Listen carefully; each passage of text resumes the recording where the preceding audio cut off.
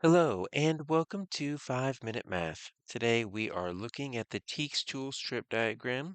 We are working with equal groups with a problem related to TEKS 6.3e, and we will solve it in 5 minutes or less. If you haven't done so already, please go ahead and take a moment to pause the video, work this problem out on your own, unpause it, and we will look at our answers together. So we have a pretty simple setup. We've got 5, 6. We want to divide that by 2/3.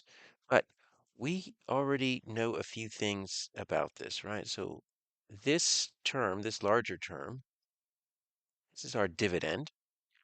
And so we can represent that as a total up here. And so we can say this is 5/6.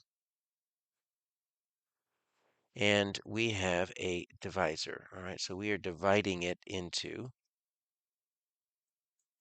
groups of 2/3. So that's going to be my question, right?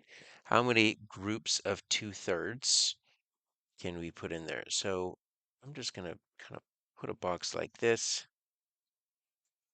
and I'm going to say, all right, so that's going to be my 2/3, right? And then that's my question, right? How many 2/3 can I get out of there? Now, if I wanted to make this a little bit more correct, right? I was just putting boxes and just putting labels on them.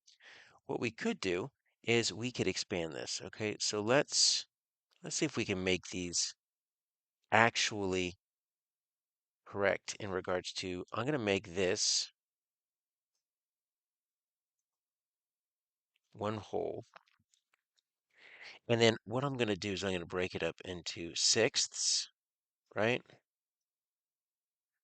And I'm just going to shade in the 5. All right, so let's make my dividend a little bit more representative. Okay, and then I can represent my 2/3 underneath. I'm going to use those same lines that I used for that, and I'm going to say, all right, how many 2/3 can I get out of 5/6? So there's my 5/6. There's my 2/3. Well, as you can see, I can at least get one whole, right? I can at least get one whole, and then I've got this little chunk left. So if I wanted to say it's going to be greater than 1, well, that means I can get rid of this one, I can get rid of this one, I can get rid of this one. Well, it looks like there's only one solution that is greater than 1. That's going to be d 5/4. But how can we know for sure?